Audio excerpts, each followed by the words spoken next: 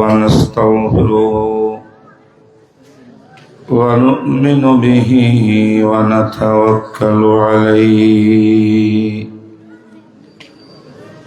ونعوذ بالله من شرور أنفسنا ومن سيئات أعمالنا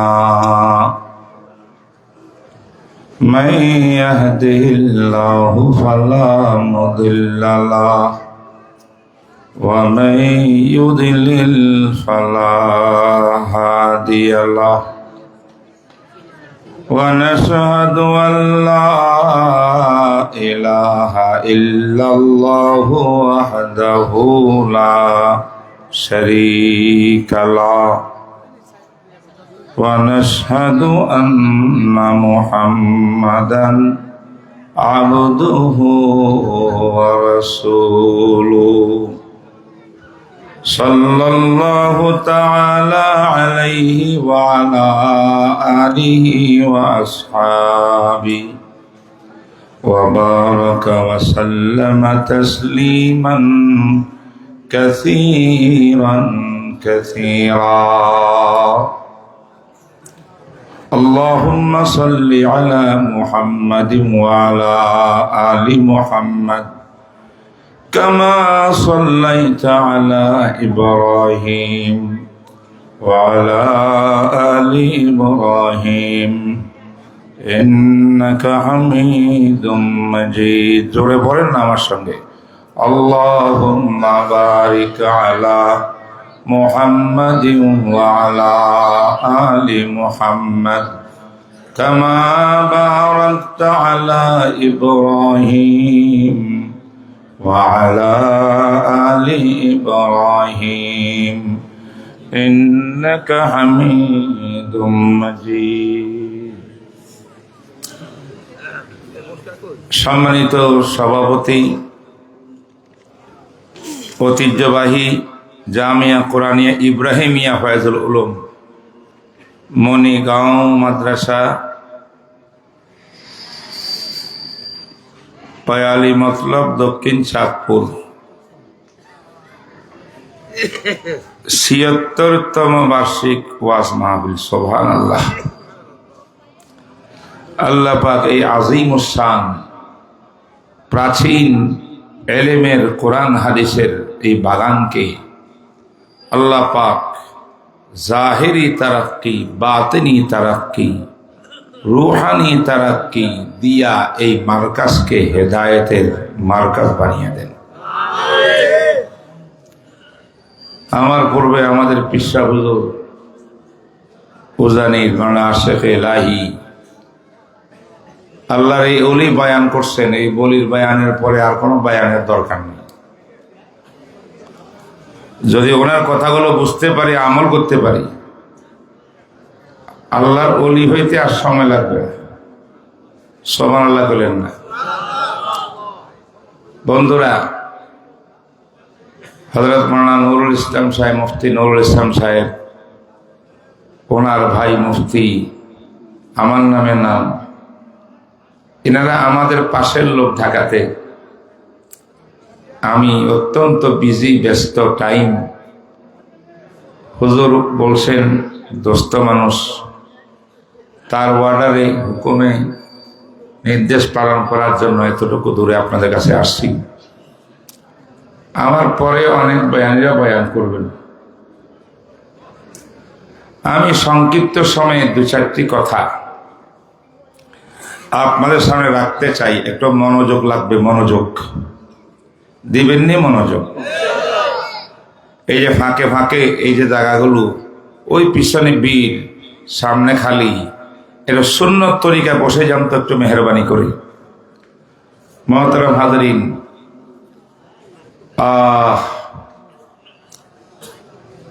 আমি আপনাদেরকে দরুদ শরীফ পড়াইছি। ৭৬ বছর এই মাহফিলে ওয়াজ বয়ান শোনার পরেও কেন জানি আমাদের মনে দরুদ শরীফের ফজিলত অনেক জানি, তা সত্ত্বেও কিন্তু আমল করতে পারি না। আজকে পুরা দিনে আমরা কয়বার দরুদ শরীফ পড়ছি কেউ কি মনে রাখি বলতে পারবেন যে আমি একবার পড়ছি? নামাজে না, নামাজের বাইরে। অথচ দরুদ শরীফ এত রহমতের জিনিস।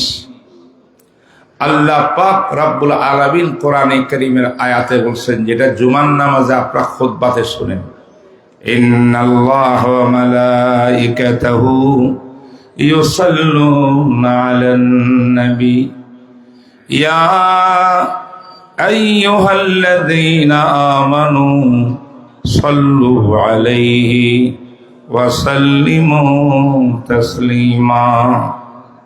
পড়ি কিনা আমরা? জানে কিনা? এই আয়াতের অর্থ বুঝে?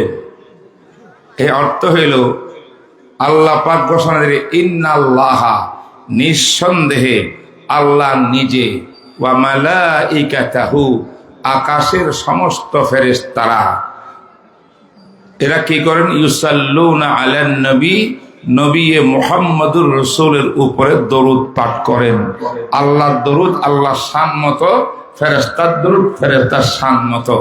এই ঘোষণা দিয়া আল্লাহ পাক বলেন, ইয়া আইয়ুহাল্লাযীনা আমানু, হে ঈমানদারের দল, যারা তোমরা নবী মুহাম্মদুর রাসূলের ঈমান এনেছো, আল্লাহর উপর ঈমান এনেছো, তোমরা যারা নবীর আশিক আছো, তোমরা বেশি বেশি করে সেই নবীর উপরে দরুদ আর সালাম পাঠ করো। আল্লাহ বলেন, আমি পাঠ করি দরুদ, আসমানের সমস্ত ফেরেশতারা পাঠ করে। দরুদ কেমন গুরুত্বপূর্ণ হইলে আল্লাহও দরুদ পড়ে, ফেরেশতারাও দরুদ পড়ে। ওলামায়ে কেরাম জানেন, সালাত শব্দ এটার নিসবত সম্পর্ক আল্লাহর দিকে হইলে একটা অর্থ হয়, ফেরেশতার দিকে হইলে আরেকটা অর্থ হয়, মুমিনের দিকে অর্থ হইলে আরেকটা অর্থ হয়। ভিন্ন ভিন্ন অর্থ হইল, তিন অর্থের সমষ্টিগত অর্থ হইল নবীর শান মান বয়ান করা।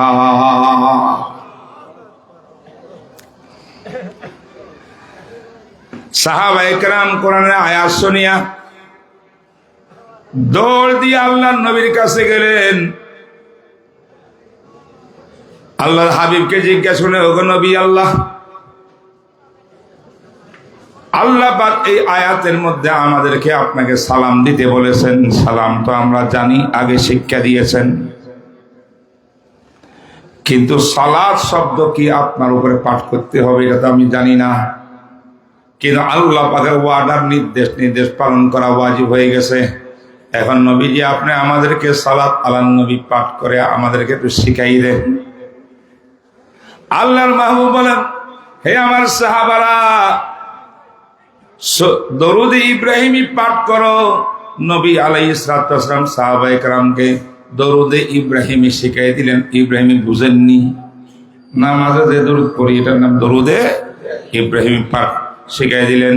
শিখাই দিয়ে নবীজি বললেন, সাহাবারে আমার, এই দরুদ শরীফ পাঠ করবা, এটা পাঠ করলেই সাল্লু আলান নবী হয়ে যাবে। এতটুকু কি বুঝছেন? মজার কথা একটা বলবো, কথা বলে না, মজার কথা বলবো একটা। মজা মানে কেমন? এলেমের মজা।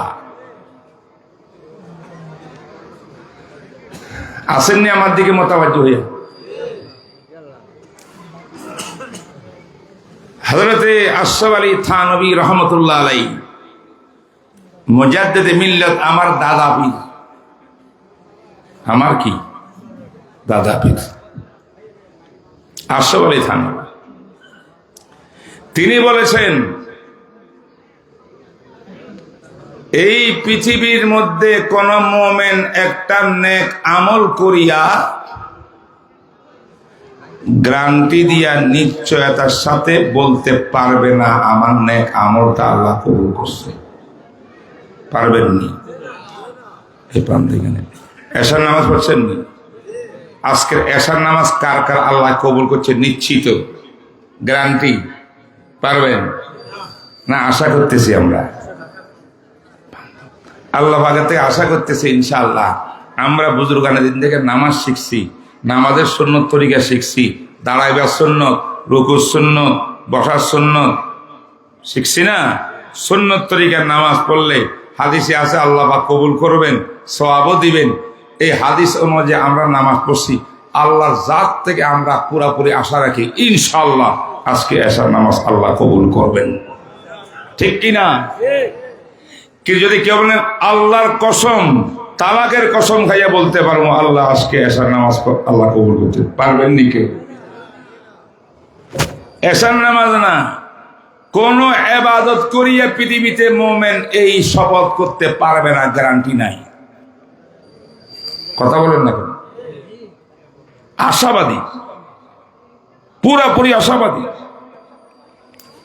আসলে থানভী রহমতুল্লাহ বলেন, হে দুনিয়ার মুসলমান, আমি আসলে থানভী মুজাদ্দিদ মিল্লাত, আমি একটা কথা বলছি মাস্টার হিসেবে তোমরা শোনো। দুনিয়াতে কোনো ইবাদত করার পরে কবুল করার গ্যারান্টি কেউ দিতে পারবে না। একটি মাত্র ইবাদত আছে, একটি মাত্র ইবাদত, যে ইবাদতটা করার সাথে সাথে প্রত্যেকটি মুমিন বলতে পারবে আল্লাহ নিশ্চিত অবশ্যই আমার এই ইবাদত কবুল করে ফেলেছে।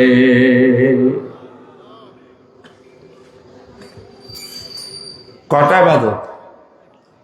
জোরে করবেন না। একটা। একটার উপরে আপনি গ্যারান্টি দিতে পারবেন, গ্যারান্টি নিশ্চিত কবুল হয়েছে। বাবা রে, সেটা কি? আমার কথা আমি মিজান সাহেব যদি বলতাম কেউ বিশ্বাস করতো না দুনিয়ার, কিন্তু কথাটা বলনে বলে মিজান সাহেব না, তাম এশিয়া মহাদেশের সবচেয়ে বড় আল্লাহর ওলি, সবচেয়ে বড় মুহাক্কিক আলেম আল্লামা আশরাফ আলী থানভী রহমতুল্লাহ।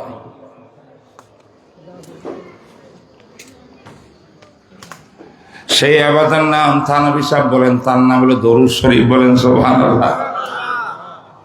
সেই ইবাদতটা কি বলেন না জোরে? এই মাছটা শিখছেন নি আজকে? আমার ধারণা এই মাঠে এই মাছটা ইতিপূর্বে কেউ বলেও নাই, শুনেনও নাই, আজকে শুনলেন। মৃত্যু পর্যন্ত ইনশাআল্লাহ ইয়াদ রাখবেন কারা কারা। ঠিক আছে? এবার আপনি বলবেন হুজুর থানভী সাহেব বলছে, আপনি বললেন দলিল কই, প্রমাণ কই? এত বড় কথা, নতুন কথা, এটা কেমনে তার দলিল প্রমাণ লাগবে না? বুঝাবো?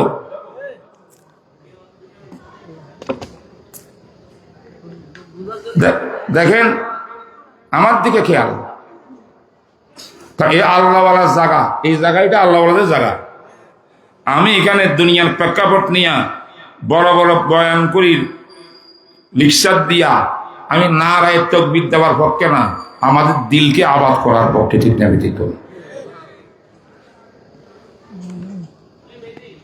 দেখেন আল্লাহ পাক বলে ইন্নাল্লাহা ওয়া মালাইকাতাহু ইউসাল্লুনা আলান নবী। ইন্না অবশ্যই অবশ্যই, আল্লাহ আল্লাহ, ওয়া মালাইকাতাহু তার সমস্ত ফেরেশতারা, ইউসাল্লুনা আলান নবী, আর নবী যখন বলে তার অর্থ হইল মুহাম্মদুর রাসূলুল্লাহ, যেমন তেমন নবী নন, সর্বশ্রেষ্ঠ নবী। ঠিক না ঠিক বলেন? এই নবীর উপর দরুদ পাঠ করে। কথাইটা কার? আমার না আল্লাহর? আল্লাহ বলেন আমিও পাঠ করি, ফেরেশতারাও পাঠ করে। অতএব আমি তোমাদের মুমিনদেরকে বলতে চাই, ইয়া আইয়ুহাল্লাযীনা আমানু, ও ঈমানদারের দল, তোমরা আমার নবীর উপরে দরুদ পাঠ করো। হুকুম দিলেন আল্লাহ, কাকে নির্দেশ দিলেন? জোরে হুকুম কার? নির্দেশ কাকে দিলেন? আমাদেরকে, তাই না? ঈমানদার যারা, এই ঈমানদার সাহাবারা নবীজির কাছে যখন গেছে, ইয়া রাসূলুল্লাহ আমরা কেমনে দরুদ পাঠ করব? নবী আসলাম দরুদ যেটা শিক্ষা দিছে, এই দরুদের অর্থ বুঝেন, এটা বুঝিলেন। আল্লাহুম্মা সাল্লি আলা মুহাম্মাদিন ওয়া আলা আলি মুহাম্মদ। অর্থ আল্লাহুম্মা মানে কি রে? হে আল্লাহ, হে আল্লাহ, সাল্লি আলা মুহাম্মদ অর্থ কি? আপনি দরুদ শরীফ পাঠ করুন, আলা মুহাম্মাদিন ওয়া আলা আলি মুহাম্মাদিন, নবী মুহাম্মদের উপরে দরুদ আপনি পাঠ করেন, তার আলো পরিবারের উপরে দরুদ পাঠ করেন, সালাম পাঠ করেন। আমরা আল্লাহকে বলেন আল্লাহ আপনি পাঠ করেন, আল্লাহ বলেন মুমিনের দল তোমরা পাঠ করো। আল্লাহ কয় আমাদেরকে পাঠ করতে, আমরা বললাম আল্লাহকে পাঠ করতে। ঘটনাটা কেমন হইয়া গেল না? বুঝেন না? আল্লাহ দরুদ পাঠ করতে কাকে বলছে?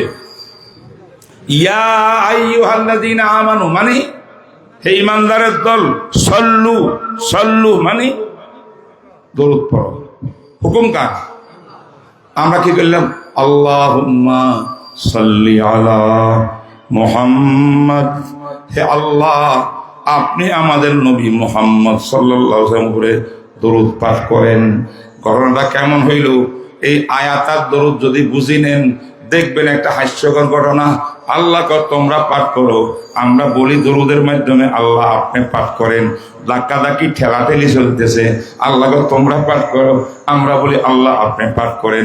প্রশ্ন লাগলো আমরা ধাক্কাধাক্কি করলাম কিন্তু আসল দরুদ রইল কোথায়? প্রশ্ন বুঝেননি?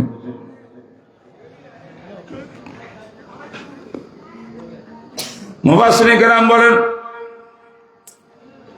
আল্লাহ নবী কি একটা দরুদ শিখে দিতে পারতো না?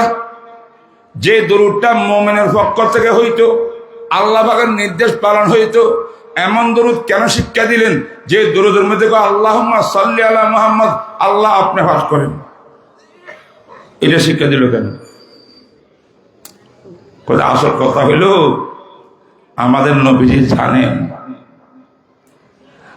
আল্লাহ নবীর যথাযথ শান মান বয়ান করার মতো কোন শব্দ অক্ষর ভাষা শক্তি পৃথিবীর কোন মানুষের নাই। আমার নবীর শান মান বয়ান করতে হইলে একজনে পারে, তিনি হলেন যে আল্লাহ ওনাকে শানওয়ালা বানাইছেন, তিনি পারবেন আমার নবী কত বড়। সুবহানাল্লাহ, ঠিক কিনা? সাহাবারা যখন অপারগ হয়ে আসছে, হুজুর আমরা কেমনে দরুদ পাঠ করব? আমার নবীজি বুঝছেন তোমরা জীবনে পাঠ করতে পারিবা না, তোমরা যে দরুদ পাঠ করিবা এটা আমার সম্মত হইতো না, আল্লাহ খুশি হইতো না। অতএব তোমরা অপারগতা জাহের করো। আল্লাহ আপনি বলছিলেন পাঠ করতে, আমরা অপারগ, আমরা নবীর শান কত এত কিছু বুঝবো না, আমাদেরকে মেহেরবানি করি আপনি আমাদের পক্ষ থেকে পাঠ করিয়া আমাদেরকে দরুদের বাগী বানাই দেয়। আমার কথাটা কি বুঝে আসে? আমরা দরুদ পাঠ করি মানে কি? আল্লাহকে বলি যে আল্লাহ আপনি দয়া করি আমার দরুদটা আপনি পাঠ করেন। কারণ এমন দরুদ মানে রাসূলের শান বয়ান করা, ওই শান বয়ান করা আমার পক্ষে সম্ভব না। আল্লাহ আপনি জানেন আপনার নবী কত বড়, ঠিক না বেঠিক করে? খুদা জানে মোহাম্মদ মুস্তাফা কো, খুদা জানে মোহাম্মদ মুস্তাফা কো,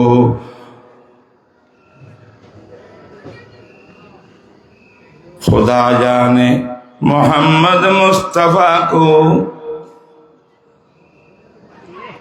আল্লাহ জানেন মুহাম্মদুর রাসূলুল্লাহ সাল্লাল্লাহু আলাইহি ওয়াসাল্লাম, ঠিক না বেঠিক? অতএব আল্লাহ পাক আমরা যখন যে আল্লাহুম্মা সাল্লি আলা মুহাম্মদ দরুদ পাঠ করলাম মানে আল্লাহ আপনি পাঠ করেন, আমি জিজ্ঞাসা করতে চাই তখন আল্লাহকে দরুদ বন্ধ রাখছে না চালু? আল্লাহ কন্টিনিউ ইউসাল্লুনা সিগায়ে মুজারে লিল ইস্তিমরার, আল্লাহ পাক সবসময় দরুদ পাঠ করেন, ফেরেশতারা পাঠ করেন। বুঝে আসেন নাই? এখন আমরা যখন বলি আল্লাহুম্মা সাল্লি আলা, আল্লাহ আপনি পাঠ করেন, এইটা যখন বলতেছি তখন আল্লাহর কি সালাত আলার নবী বন্ধ না চালু? তার মানে আল্লাহ কয় আমি তো আগের থেকে পাঠ করতেছি, তুমি বলছো তাই পাঠ করতেছি, আগের থেকে পাঠ করতেছি, কন্টিনিউ চলবে, এটা বন্ধ হবে না। এই জন্য আসলে থানভী বলে তোমার দায়িত্ব শুধু পবিত্র মুখ দিয়া তুমি মুহাব্বতের সঙ্গে বলো আল্লাহুম্মা সাল্লি আলা মুহাম্মদ, হে আল্লাহ আপনি আমার নবী মুহাম্মদের সালাত পড়েন। এটা বলার দেরি আল্লাহ পাক কবুল করতে দেরি করে নাই, আমি তো বলতেই আছি এটা। সুবহানাল্লাহ।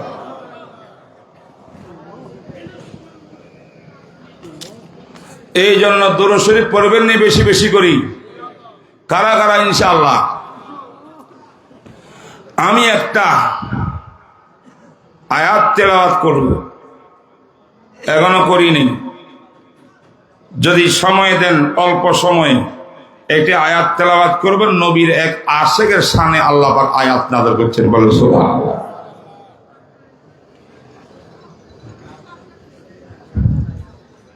আল্লাহ ওয়া মান ইউতিইল্লাহ ওয়ার রাসূল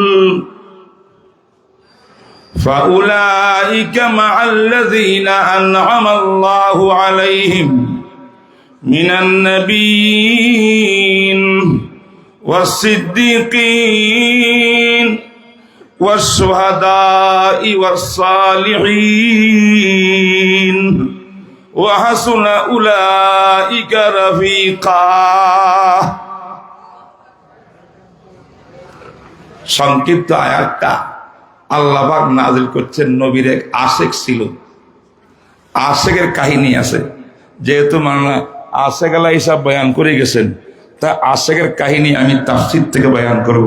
তাফসীরে কুরতুবী, তাফসীর ইবনে কাসির, তাফসীর বিভিন্ন গুরুত্বপূর্ণ কিতাব থেকে এই আয়াতের শানে নুজুল হিসাবে বয়ান করছেন যে নবীজির এক আশিক, নবীজির সমস্ত সাহাবা, ১৬ লক্ষ সাহাবা রাসূলের এমন আশিক ছিলেন।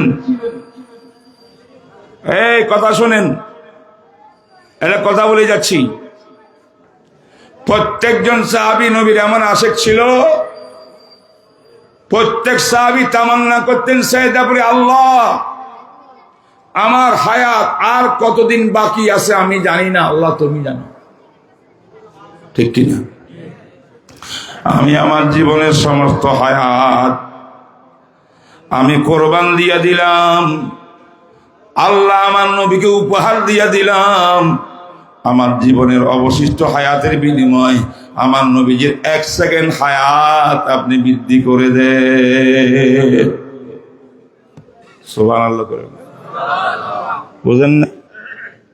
কেমন মহাব্বত করলে নিজের পুরা জীবনকে কোরবান দিয়া কয় আমার জীবনটা আল্লাহ আপনি নিয়ে নেন, মালিকের মউত আসো, আমি মৃত্যুবরণ করি, আমার হায়াত যা আছে 20, 30, 40 বছর, পুরা হায়াতের বিনিময় আমার নবীর হায়াত জীবন একটু বেড়াই দেন। কথা কয় না? এরা আশিকের রাসূল কিনা? নবীজির আশিকদের মধ্যে কিছু আশিক ছিল যারা এসকোয়ার নবীর প্রেমকে হজম করতে পারত, ভিতরে ভিতরে রাখত, প্রকাশ করতে কম। সুবহানাল্লাহ। কেউ সাহাবারা আছে যে ভিতরে হজম করতে পারে না, খালি দেখেন না উজানির মধ্যে লাফায়নি কিছু লোকে। কথা কন, এশকের কথা শুনলে লাফায় না? লাফায় না? আমনে শুনেন, আমনে লাফান না। কারণ কি? আপনার মধ্যে হজমের ক্ষমতা আছে। ও লাফায় কেন? তার কাছে হজমি ক্ষমতা নাই, সে এমনি বাতাসের লোকে উড়ে। ভালো লাগে। নবী সাহাবীর মধ্যে 2 রকমের আশিক ছিল। অধিকাংশ সাহাবারা হজম করত, যেখানে প্রয়োজন বুকে তাজা রক্ত দিয়ে দিবে, নবী মুহাম্মদ রাসূলের হুকুম পালন করতে। ঠিক না? ঠিক কর। যেখানে রাসূলের গাম পড়বে, ১৬ লক্ষ সাহাবায়ে কেরামের প্রয়োজনে বুকের তাজা রক্ত পড়বে, তবু ইসলামকে টিকে রাখবে, নবীর সম্মান টিকে রাখবে, নবীর নির্দেশকে পালন করবে। ঠিক না? ঠিক কর। কিন্তু বাহ্যিক ভাবে রাসূলের প্রেমে পাগল হওয়া, লাফালাফি করা, অস্থির হওয়া, প্রকাশ করা, এগুলো সবাই করতেন না। কিছু কিছু সাহাবী করতেন। তার মধ্যে একজন সাহাবীর নাম হযরত সাওবান মাওলা রাসূলুল্লাহ সাল্লাল্লাহু আলাইহি ওয়াসাল্লাম। কি নাম? সাওবান। কোন কোন তাফসীরের কিতাবে আছে সাওবান না, তিনি আব্দুল্লাহ ইবনে যায়েদ ইবনে আব্দ রাব্বিহি, যেই সাহাবীর কারণে আজান একামত শরীয়তের নিশান হয়েছে।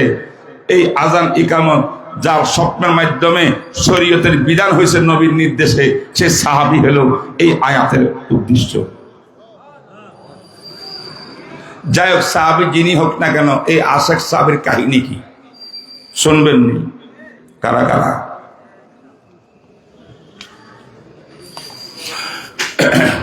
এই সাহাবী আল্লাহর নবীকে ছাড়িয়া উনি কোথাও যাইতে পারতেন না। সব সময় নবীজির সোহবতে বসেই থাকতেন। এটা প্রেম ওনার। সুবহানাল্লাহ। নবীজির ক্লাসের মধ্যে মদিনা শরীফে বসলে হাদিসের দরসের ভিতরে সব সাহাবীরা কিছু লেখে খাতার ভিতরে, এই করে ওই করে কাজে ব্যস্ত। নবীজির বয়ান আসতেছে, হাদিস শোনাচ্ছেন, হাদিস সংকলন করার। এই সাহাবী নিচের দিকে তাকাইতেন না, রসুল হাদিস বয়ান করতেন, এই সাহাবী পিছনে বসিয়া মুহাম্মদ রসুলের চেহারার দিকে তাকায় থাকতেন। ওনার চেহারার দিকে তাকা থাকতে মজা। সুবহানাল্লাহ করেন না কেন? বুঝেন না? কিন্তু ওনার একজন মা ছিলেন, মায়েরও তোর আশেক ছিল, মায়ের বড় প্রেমিক। রসুলের প্রেমিক যেমন মায়েরও প্রেমিক তিনি। সুবহানাল্লাহ। আজকে আমাদের যুবশ্রেণীরা তো মায়ের কোনো দাম দেয় না, বাপের কোনো দাম দেয় না। বিশেষ করে যুবশ্রেণী শিক্ষিত হয়, একটু ব্যবসা বাণিজ্য করে, পয়সা কয়সা হয়, ঢাকার মধ্যে গাড়ি বাড়ি করে, তাহলে তো মা বাপের দামে নাই। মা বাপকে বরং ঢাকা শহরে নিজের ফ্ল্যাটের মধ্যে উঠাইলে বন্ধু বান্ধব অসন্তুষ্ট হইব, আব্বা তুমি বাড়ির থাকো, টাকা পয়সা যা লাগে দিয়া দেমু, আমার এদিকে তুমি আসার দরকার নাই, তুমি বাড়ি পাহারা দাও। এইভাবে মা বাপকে গ্রামে রাখি দিয়ে এমন আছে না নাই?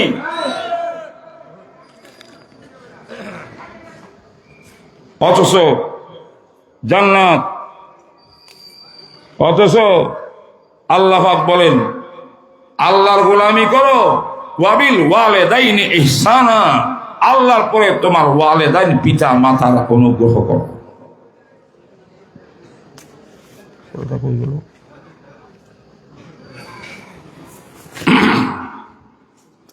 আমি ওয়াজ করতেছি না, আপনাদেরকে কিছু হাদিস শুনে বুঝলেন না?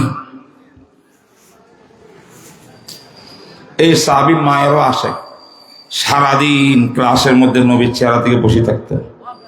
রসুলের ক্লাস আর সবক যখন শেষ হয়েছে, সন্ধ্যা হয়েছে, নামাজটা পড়ে আসার নামাজ, নবীজি আরাম করতেন, তাহাজ্জুদে উঠতেন শেষ রাত্রে, মধ্যরাত্রে, রাতের 3 ভাগের 2 ভাগ তাহাজ্জুদ পড়তেন নবীজি। ঠিক না বে ঠিক? কম। এই সাহাবী এক দূরে চলে যেতেন, মদিনার পাশেই তার বাড়ি, বাড়ির মধ্যে বলে সুবহানাল্লাহ।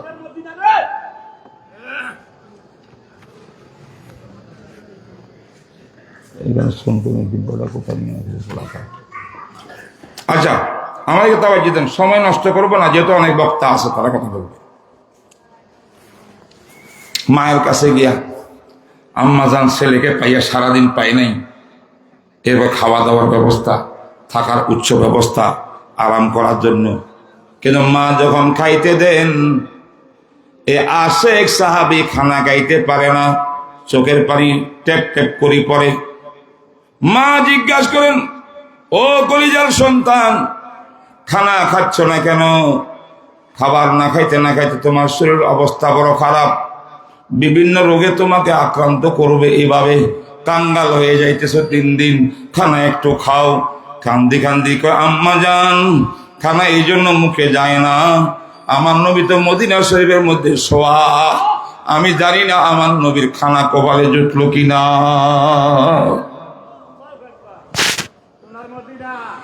নবী আলাইহিস সালাম যদি খানাই খাইতে না পারেন, খানা না পান, তাহলে আমি আপনার সন্তান ভালো ভালো খাবার খাবো কেমনে? কেমন আশায় হইলাম আমরা?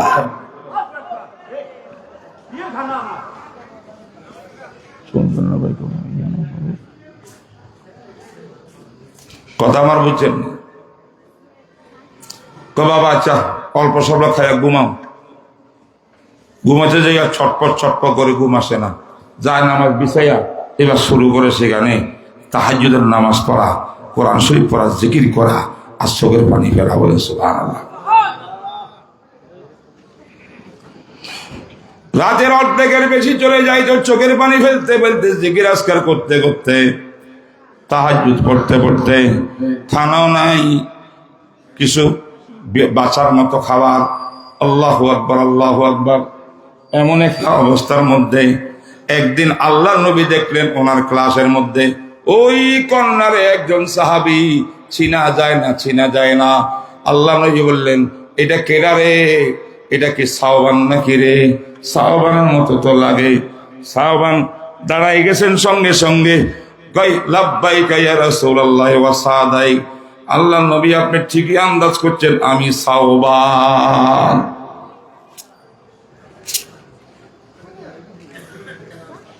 বুঝতে পারছেন? তো সাওবান তোমার এই অবস্থা কেন? আবিকা ওয়াজুন আবিকা দুররুন, হাদিসের শব্দ। তোমার কোন মারাত্মক কোন ক্যান্সার রোগ বড় ধরনের, এরকম হচ্ছে কেন? তোমার ছবি শুরু তো চিনা যায় না। যত নবীজি বলে সাওবানের চোখের পানি ধরধর করি তত বুক বাসায়। লাস্ট বলি ইয়া রাসূলুল্লাহ মা বি ওয়াজউন, তাকান আমার দিকে, তাকান এদিক সেদিক তাকাইবেন না। মা বি ওয়াজউন ওয়ালাইসা বি দুররুন, আমার কোনো শারীরিক রোগ নাই, আমার কোনো মারাত্মক কিছুই নাই। রাসূল বলেন কিছু না থাকলে কাঙ্গাল হয়ে গেলা কেন? এমন হয়ে গেল ছবি সুরত বিকৃত হয়ে গেছে, চেহারা ভেঙ্গে শুকনা হয়ে গেছে, হাড্ডি ছাড়া কিছু দেখা যায় না, তুমি তো এমন ছিল না। ইয়া রাসূলুল্লাহ হুব্বাকা হুব্বাকা, আপনার প্রেম মহব্বতে আমাকে এরকম করে ফেলছে। আল্লাহু আকবার।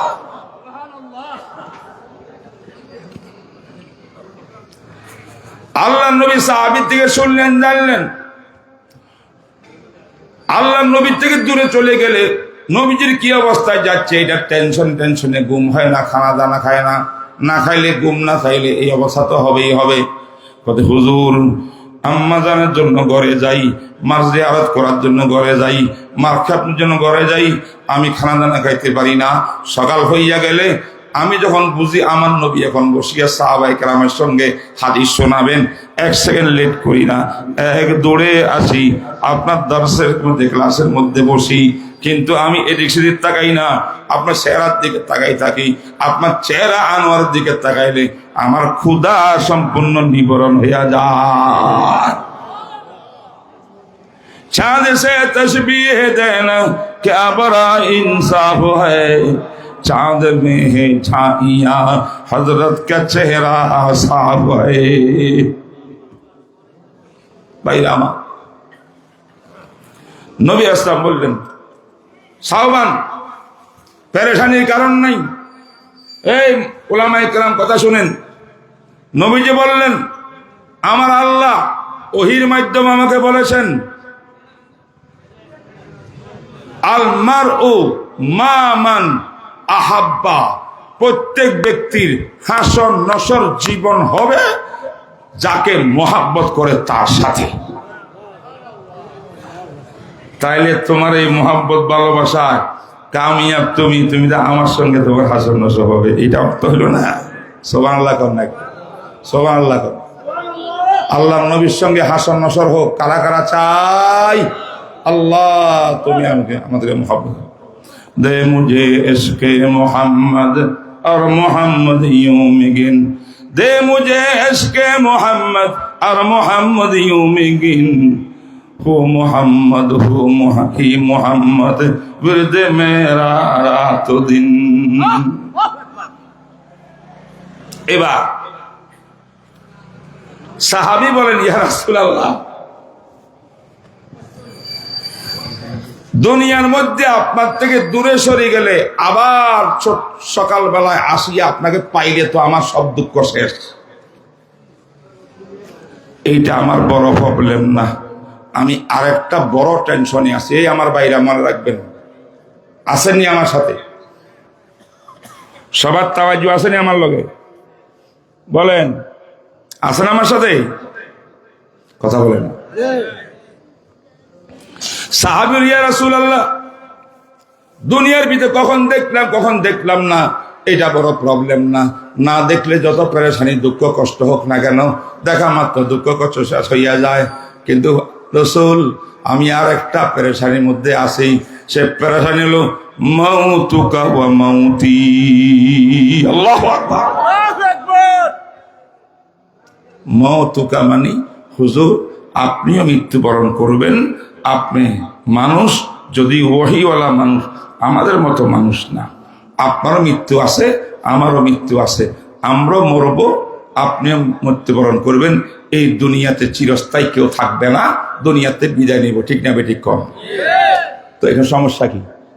সমস্যা হইল আপনি যখন দুনিয়ার থেকে চলে যাবেন, আপনার ব্যাপারে লিখিত আছে, আল্লাহ জানাইছেন আপনাকে বেহেশতের সর্বোচ্চ স্থান আল্লাহ পাক নির্ধারণ করেছেন, জান্নাতুল ফেরদাউসিল আলা, ঠিক না বেটি? হুজুর মৃত্যুর পরে আপনাদের সোজা চলে যাবেন, সেখানে আপনার রূহ মুবারক চলে যাবে, আল্লাহু আকবার, পরে আপনিও চলে যাবেন।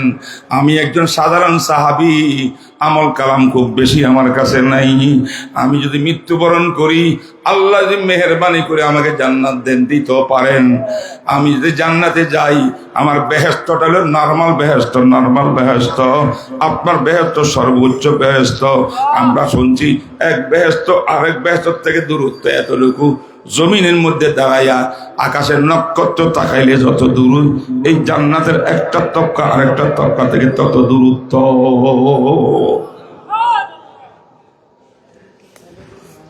এখন প্রশ্ন, আমার চিন্তা, আমার টেনশন এটাই, হুজুর যদি জান্নাত বেহেশতে যাইও, আমি যে বেহেশতে থাকবো আপনাকে তো আমি পাবো না, আপনি তো অনেক উপরের বেহেশতে থাকবেন। তাই বেহেশতের মধ্যে আপনার সাক্ষাৎ না হইলে, দিদার মোলাকাত না হইলে, আমার জন্য এই বেহেশত হবে না। जन्नत व दोज़ख से यार अब क्या करूं, जन्नत व दोज़ख से यार अब क्या करूं। আরেক আশিকে কয়, আল্লাহর আশিকে কি গায়, जन्नत व दोज़ख से यार अब क्या करूं, आरज़ू है मैं तुझे देखा करूं। আর এই আশিক হয়, আমি জান্নাতে আপনাকে পাইতে চাই, আপনাকে না পাইলে আমি বেঁচে যাই, লাভ নাই। এরা সমাধান দেন, এই বুঝেন নাই মাসলা?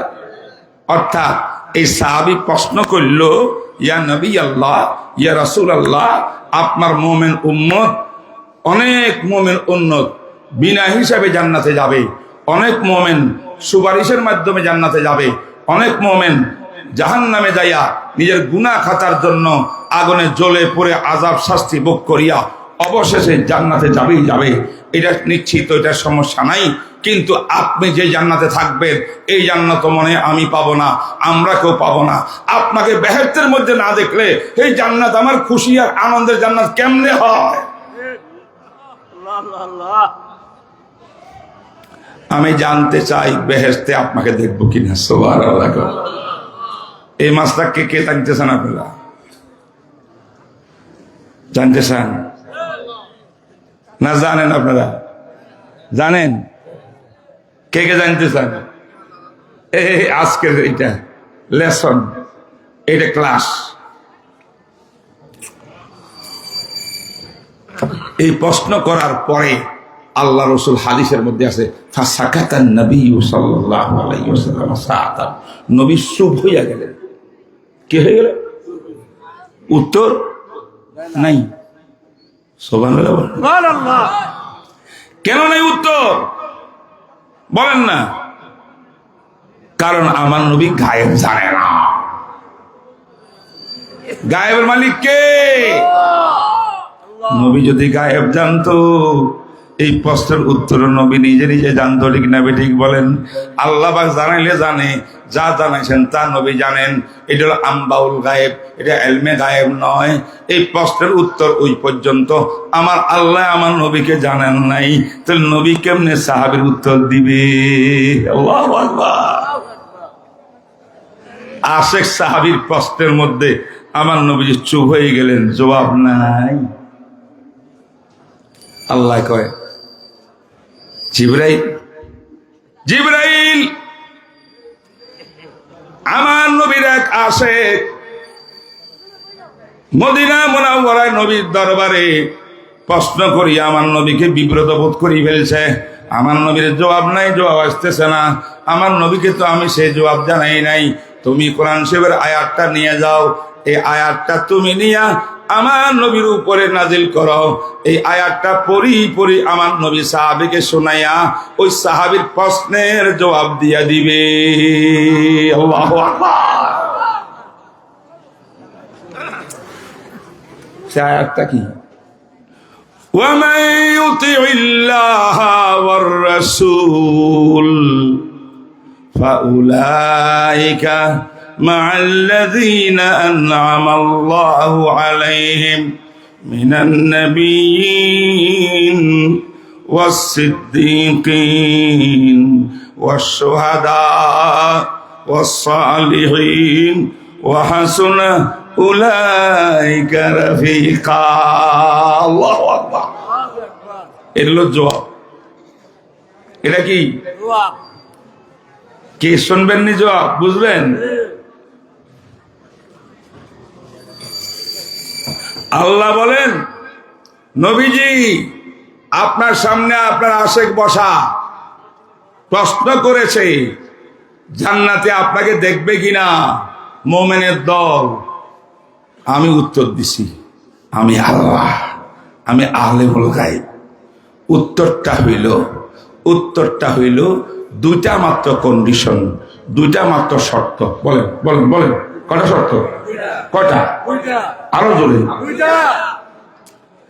এই দুইটা শর্ত যে ব্যক্তি দুনিয়ার মধ্যে পালন করিয়া কবরে আসবে আমি আল্লাহ ওয়াদা করলাম তাকে জান্নাত তো দিব জেহেস্তের মধ্যে গিয়া যখন যখন আমার নবীকে জিয়ারত করতে চাইবে আমি আল্লাহ তার মধ্যে আর নবীর মধ্যে মাঝখানে যত বাধা বিপত্তি আছে সবগুলোকে উঠাই দিয়া আমার নবীকে তার সামনে হাজির করে দেব বা তাকে নবীর সামনে হাজির করিয়া মোলাকাত করাই দেব হবে নি মোলাকাত জান্নাতের রাসূলের সাক্ষাৎ পাবো কিনা বিনা শর্তে না শর্ত সাপেক্ষে বিনা শর্তে না শর্ত সাপেক্ষে শর্ত কয়টা ও ভাইরা জোরে কর না শর্ত কয়টা দুইটা কাহিনী করতেছি না কোরআন কি এক নম্বর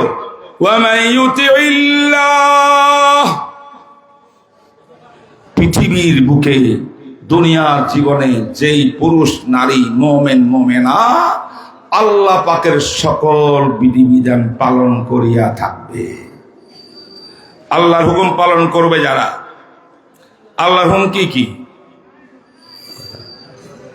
শিরিক মুক্ত ঈমান আল্লাহর নির্দেশ আল্লাহর কোন শরীক নাই ঠিক না বেঠিক লা জিদ্দালাহু নিদ্দালাহু হাদ্দালি মাওলা আল্লাহ পাকের সমকক্ষ নাই তোমার ঈমান হইতে হবে শিরিক মুক্ত ঈমান তাওহীদে খালেস এক নম্বর আল্লাহর বিধান দুই নম্বর পাঁচ ওয়াক্ত নামাজ ঠিক মতো পড়বা কখনো নামাজ তুমি কাজা করবা না ঘুমে অন্য কোনো অসুবিধা যদি কাজা হইয়া যায় অবশ্যই এটা কাজা করিয়া নিবা আল্লাহর কাছে মাপ চাইবা ঠিক না বেঠিক বলেন আমার ভাইরা পাঁচ ওয়াক্ত নামাজ ঠিক মতো আদায় করবা টাকা থাকলে যাকাত অবশ্যই আদায় করবা রমজান মাসে রোজা আদায় করবা এবং টাকা পয়সা থাকলে খরচ করবা এইগুলা যেমন আল্লাহ পাকের বিধান আল্লাহ পাকের হুকুম এখানে শেষ নয় সত্য কথা বলা আল্লাহ পাকের বিধান ঠিক না ঠিক বলেন জোরে বলেন আমানতের রক্ষা করা আমানতকে রক্ষা করা আল্লাহ পাকের হুকুম ঠিক না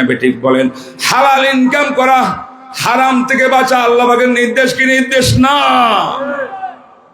সুদের কারবার করা যাবে না ঘুষের কারবার করা যাবে না মানুষের সঙ্গে ধোঁকাবাজি করবো না দোকানের মধ্যে বসে তিন নম্বর মালকে এক নম্বর মাল বলিয়া অতি চড়া দামে বিক্রি করি লাভবান হওয়া যাবে না কোন গরিব অসহায় মানুষের জমিন পড়ে রয়েছে শক্তিশালী লোকরা কইয়ান দখল কর এ তো দুর্বল মানুষ জমিন দখল করে নিয়ে গেল এইগুলা একটা হারাম হারাম হারাম হারাম নিষেধ নিষেধ নিষেধ নারীদেরকে পর্দা করা ফরজ কি ফরজ না আমার বাইরে একটু জোরে বলেন না পুরুষের জন্য পর্দা ফরজ নারীর জন্য পর্দা ফরজ সুদ খাওয়া যাবে না ঘুষ খাওয়া যাবে না জেনা করা যাবে না চুরি করা যাবে না ডাকাতি করা যাবে না ছিনতাই করা যাবে না চাঁদাবাজিও করা যাবে না ঠিক না বেটি আল্লাহ পাক বলেন ওয়া মান ইউতিইল্লাহ যেই মুমিন মুমিনা আল্লাহ পাকের এতাত অনুকরণ করবে বিধিবিধান মানিয়া চলবে আল্লাহ পাকের প্রথম বিধান কি বলেন আল্লাহ একজন আসেনই নাই এটা এক নম্বর বিধান আল্লাহ আছেন আর নাস্তিক যারা কয় নো গড আল্লাহ বলতে কিছু নেই দুই নম্বর আল্লাহ যে আছেন উনি এক একক না আল্লাহর কোন সমকক্ষ আছে? 3 নম্বর, আল্লাহ পাকের বেশ কিছু গুণাবলী আছে না নাই? সমস্ত গুণাবলী অনুযায়ী আল্লাহকে মানতে হবে কি হবে না? যে ব্যক্তি বলবে আল্লাহকে, আল্লাহর কয়টা মুখ, এতগুলা মুখ যার কাছে, এটা মুখ না এটা অমুক, এই সমস্ত কথা বলে আর আল্লাহর সামনে বেয়াদবি করে ওই বন্ড বাইত, যেই সমস্ত বন্ডরা এই যারা নাচ গান করে, এই সমস্ত বন্ডরা ঢাকার বুকে মানিকগঞ্জে যে বক্তব্য দিয়েছে, আল্লাহর শানে গোস্তাকি করেছে, এক বক্তব্য নয়, 2 বক্তব্য নয়, অসংখ্য বক্তব্যের মধ্যে কোরআনের বিরুদ্ধে আচরণ করছে। আল্লাহ এক কেন? আল্লাহ যদি 100টা আল্লাহ হইতো তখন আল্লাহর মজা হইতো, এটা বলিয়া শিরিক করেছে। যেই ব্যক্তি আল্লাহ পাকের শিরিক করে, গুণাবলী অমান্য করে, সে স্পষ্ট বেঈমান, কাফের কাফের কাফের।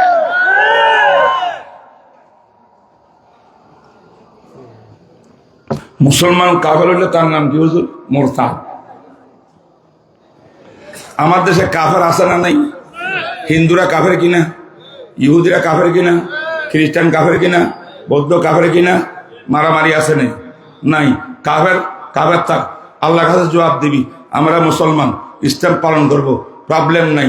কিন্তু একজন মুসলমান যদি কোরআনের অপব্যাখ্যা দিয়া আল্লাহর বিরুদ্ধে তাওহীদমূলক কুযুক্তিমূলক কথাবার্তা বলিয়া আল্লাহ নিয়ে উপহাস করে, কোরআন নিয়ে উপহাস করে, আল্লাহ তাওহীদ নিয়ে উপহাস করে, আল্লাহ পাকের শানে বাজে বাজে কথা বলে, এই ব্যক্তি মুসলমান দাবিদার হইয়া এই বক্তব্য দিলে সে কাফের নয়, সে মুরতাদ। মুরতাদের জায়গা বাংলার জমিনে হবে না।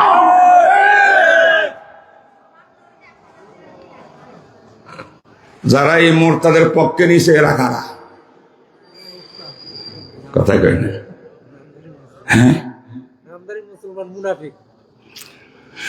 মুরতাদের পক্ষে নিছে না নেই এই বাংলাদেশের মানুষ? জানেননি খবরটা? তোরা বেটা এখনো সরকার গঠন করস নাই, দোয়া করি কর, মুসলমান হইয়া কর, ইসলামের পক্ষে কাজ করার জন্য কর, ঠিক না বেটি? জুলাই বিপ্লবের দ্বারায় যে একটা জোয়ার সৃষ্টি হয়েছে মুসলমানের, ইসলামের, এই জোয়ারকে মূল্যায়ন করার জন্য এক সাগর উলামা তালাবা ছাত্রদের রক্তের বিনিময়ে এই দেশ পাইলাম, ইসলামের জোয়ার হইল। এই জোয়ারের পক্ষে যারা কাজ করবে তারাই সরকার গঠন করবে, তারাই সরকার গঠন করবে। যাদের ব্যাপারে আশা ভরসা আছে সরকার গঠন করবে, হে আবুল বাবুল বাউল ওই বাইতি তার পক্ষে গিয়া কয় ওর বিরুদ্ধে যারা আন্দোলন করছে, বক্তৃতা দিচ্ছে, তারা ধর্মান্ধ, ধর্ম থেকে অন্ধ। নাউজুবিল্লাহ বলেন। এই নেতা সাহেব ধর্মান্ধ, উলামায়ে কেরামকে নাস্তিকরা বলেছিল, ঠিক না বেটি? ব্লগাররা বলেছিল, তাসলিমা নাসরিন বলেছিল, আহমদ শরীফ বলেছিল, এক বেঈমানও এখন বাইরে নাই, ঠিক না বেটি? সবক লো, শিক্ষা লো, বাকওয়াজ বন্ধ করো, গদির পূজা পরে করো, আগে মুসলমান হও।